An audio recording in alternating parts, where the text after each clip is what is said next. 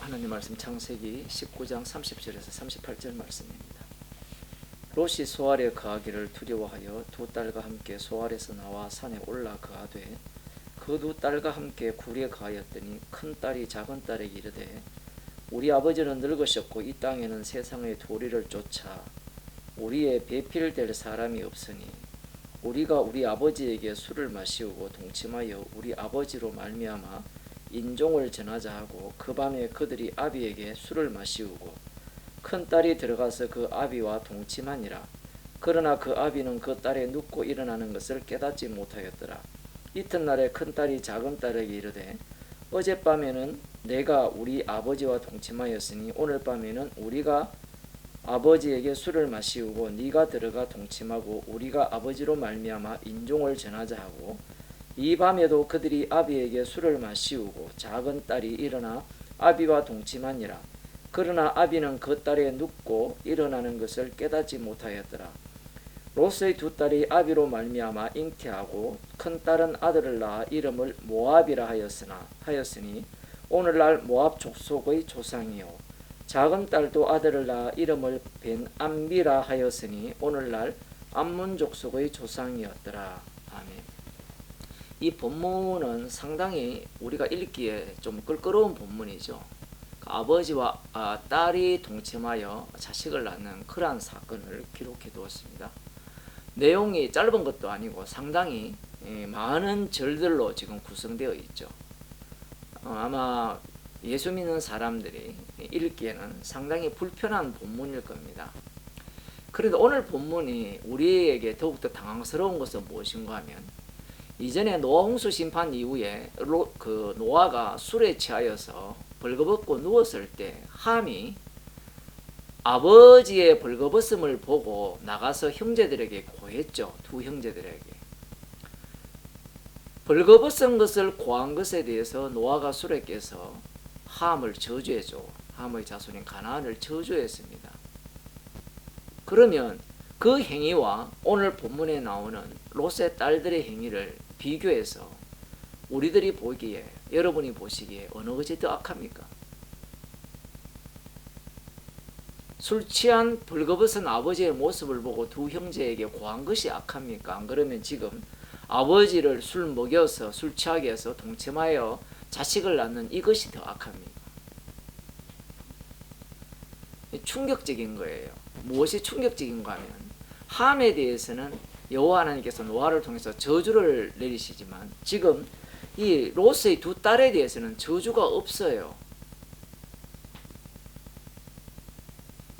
우리는 은근히 이 두 딸에 대해서 모압과 암몬이니까 이후에 저주를 받긴 받아요.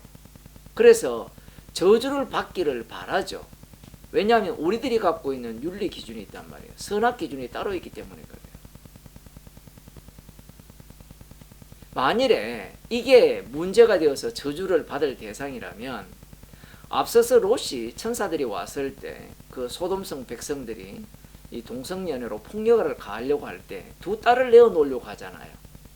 그러면 그런 행위는 선한 행위입니까?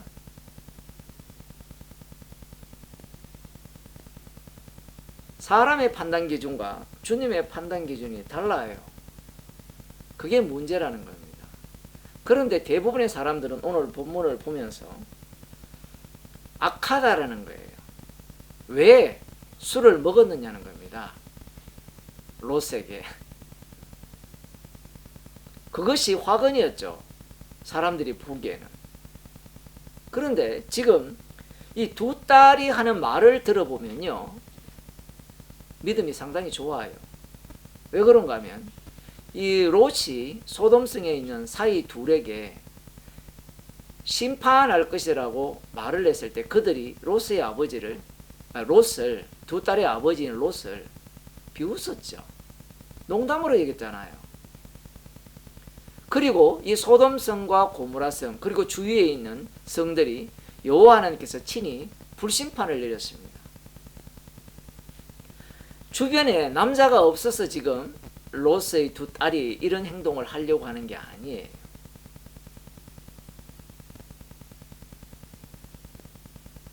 그러면 왜 이렇게 했느냐라고 할 때는 그 보면 아버지로 말미암아 인종을 전하자, 아버지의 뜻을 유지를 받들자 이 얘기입니다. 그 믿음, 심판에서 건짐을 받았잖아요. 그런 차원에서 지금 딸들이 행동에 나선 겁니다. 우리가 보기에는 납득이 안 되죠. 이해가 안 되죠. 뭐 그런 식으로 이야기하면요, 성경에 이해 안 되는 게 한두 개가 아닙니다. 아니, 첩을 데리고 사는 게 그게 납득이 돼요? 하나님이 만일에 첩을 데리고 살았다면 그 첩에 데리고 산 것에 대해서 문제를 삼아야 되고, 그럼 나중에 야곱은 라헬과 레아 그리고 두 종들, 여종들, 그런 것들은 또 어떻게 설명할 거예요? 또 나중에 유다가 며느리 다말과 동침하여서 자식을 낳았죠. 그의 후손 중에 다윗이 나오거든요. 성경 자체는 인간들이 갖고 있는 선악 구조를 완전히 악하다고 규정을 해요. 어떻게 악하다고 규정하는가 하면 성경을 읽으면서 우리 기준에서 선악을 이미 판단하고 있기 때문에 이미 인간은 소돔성 백성들처럼 판단자가 되어 있다는 겁니다. 십자가 쪽에서 이 본문을 보게 되면 전혀 다르게 보이거든요. 무엇이 보입니까? 무엇이 보여요? 우리들은 이들을 악하다, 심판받아, 마땅하다 이렇게 지금 규정하고 싶잖아요. 저주받아야 돼. 오히려 이들이야말로 이 소돔성에 내린 그 불을 내려가지고 멸망시켜야 돼. 이런 생각을 우리들이 갖고 있는데 여호와 하나님께서는 그렇게 보시지 않습니다. 만일에 그러한 기준으로 소돔과 고모라를 심판하셨다면 롯도 불심판 당해야 되고 두 딸도 불심판 당해야 되죠. 이러함에도 불구하고 이들이 소돔성 심판에서 구원받은 것은 롯도 여기에 지금 동참한 거거든요. 이게 신명기 율법으로 들어가면요, 저주받을 행동입니다. 딸만 그런 게 아니고 아버지도 저주받아요. 죽임을 당해야 돼요. 신명기 율법에 들어가면. 그런데 의롭다 하거든요. 신명기 2장 19절에 보면요, 이런 말씀이 나옵니다. 어떤 말씀이 나오는가 하면 제가 읽어드릴게요.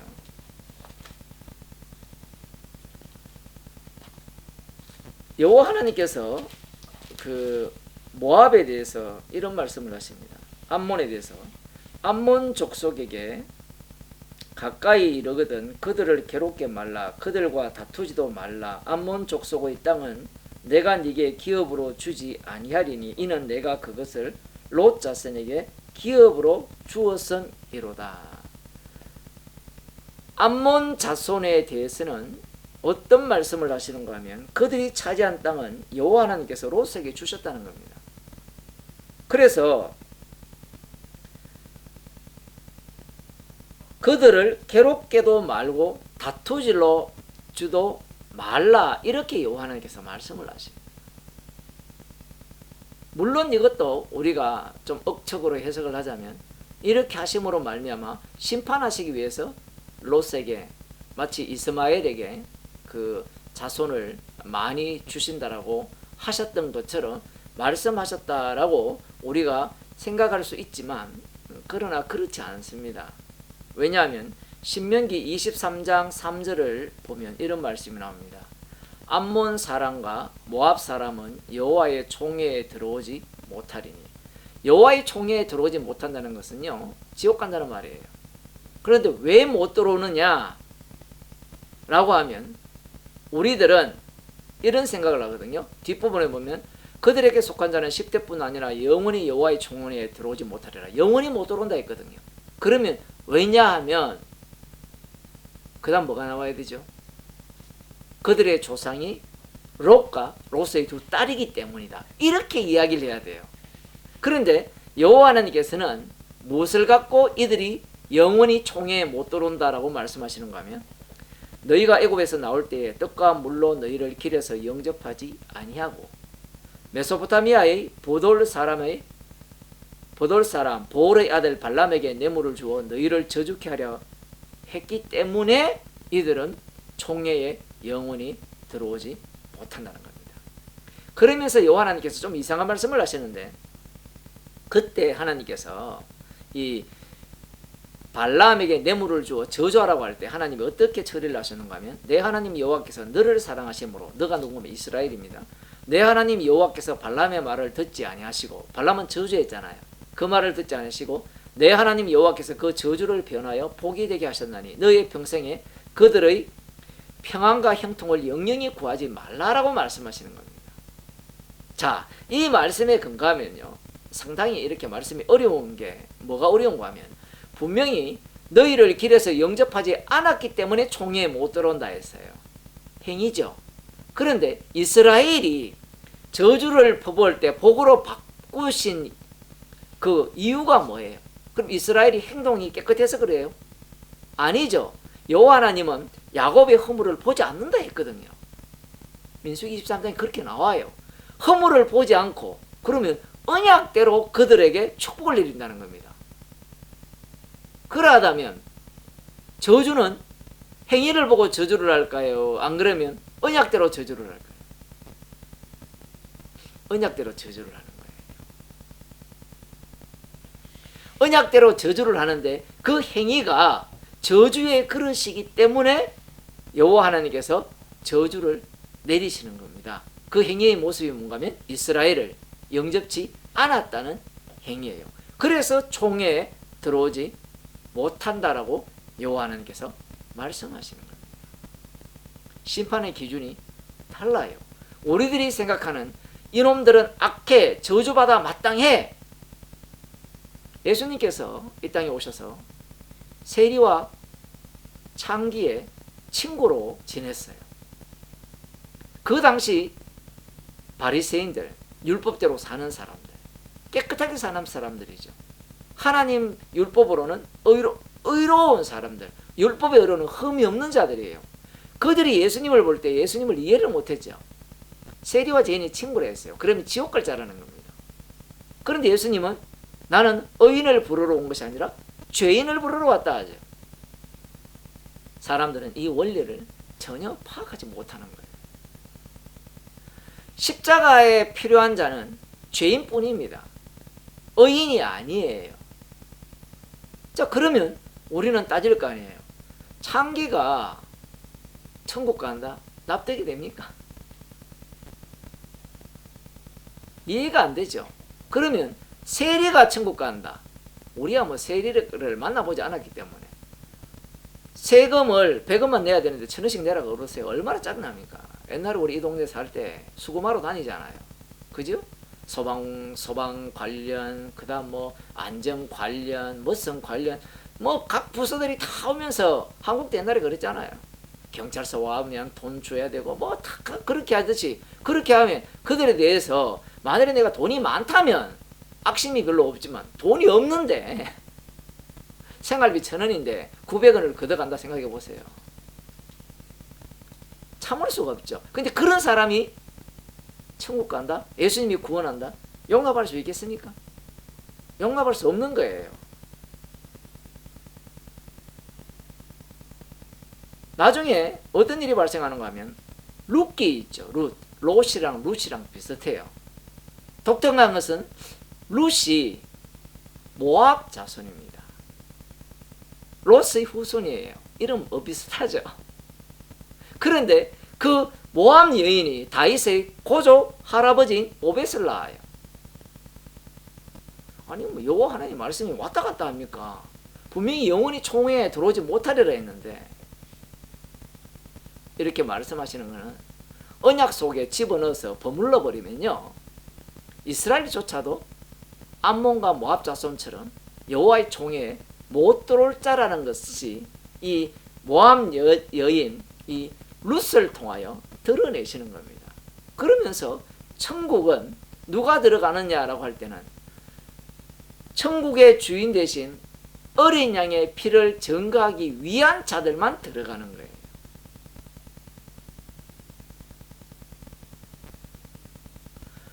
룻이, 이방 여인 모압 여자 룻이 어떻게 하나님의 약속 속으로 들어오느냐라고 했을 때는, 그것은 하나님의 언약 성취를 위한 하나님의 조치예요.